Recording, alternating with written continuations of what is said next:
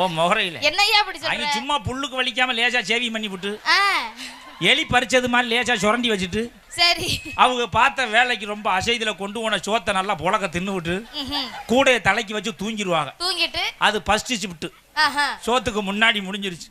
அப்புறம் சோத்தை தின்னு விட்டு ஒரு தூக்கம் தூங்கிடுவாங்கல்ல. அடுத்து மறுபடி வேலை ஆரம்பிச்சிருவாங்க. என்ன வேலை? ஊர் பஞ்சி பேசுறது. ஐயய்ய இந்த அவன் முனியாண்டி கனடி முனியாண்டி அவன் தாண்டி அவன் மயனை பிடிச்சி உடுத்து குடிச்சிட்டு அவ உடனே பக்கத்து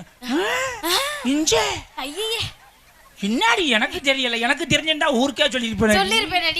அவங்க 2 பேரும் இழுக்கிற இழுவையில அந்த 2 குடும்பம் இங்க தீ பிடிச்சி எரிஞ்சிடும்.